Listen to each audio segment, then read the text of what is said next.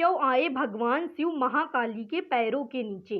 भगवती दुर्गा की 10 महाविद्याओं में से एक है महाकाली, जिनके काले और डरावने रूप की उत्पत्ति राक्षसों का नाश करने के लिए हुई थी। यह एकमात्र ऐसी शक्ति है जिनसे स्वयं काल भी भय खाता है। उनका क्रोध इतना विकराल रूप ले लेता है कि संपूर्ण संसार की शक्तियां मिलकर भी उनके गुस्से पर काबू नहीं पा सकती।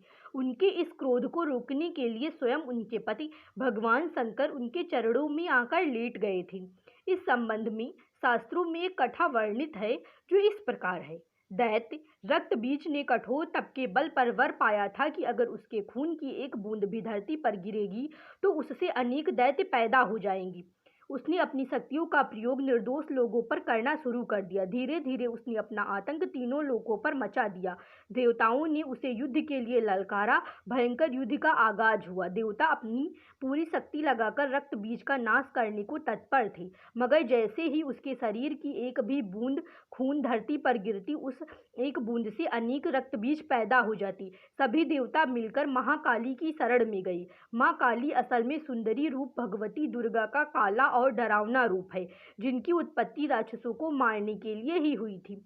महाकाली ने देवताओं की रक्षा के लिए विकराल रूप धारण कर युद्ध भूमि में प्रवेश किया।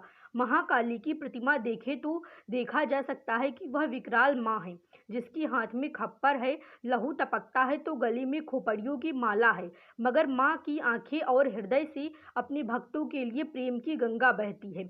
महाकाली ने राक्षसों का वध करना आरंभ किया, लेकिन रक्त बीज के खून की एक भी बूंद धरती पर गिरती तो उससे अनेक दानवों का जन्म हो जाता, जिससे युद्ध भूमि में दैत्यों की संख्या बढ़ने लगी।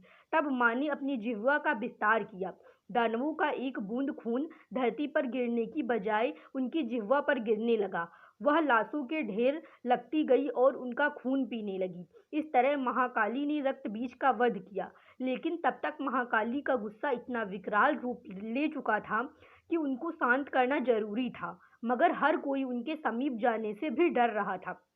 सभी देवता भगवान शिव के पास गए और महाकाली को शांत करने के लिए प्रार्थना करने लगे। भगवान शिव ने उन्हें बहुत प्रकार से शांत करने की कोशिश की। जब सभी प्रयास विफल हो गए तो वह उनके मार्ग में लेट गए। तब उनके चरण भगवान शिव पर पड़े तो वह एकदम से ठिठक गई। उनका क्रोध शांत हो गया। आदि शक्ति माँ दुर्गा के विविध रूपों का वर्णन मार्कंडेय पुराण में वर्णित है।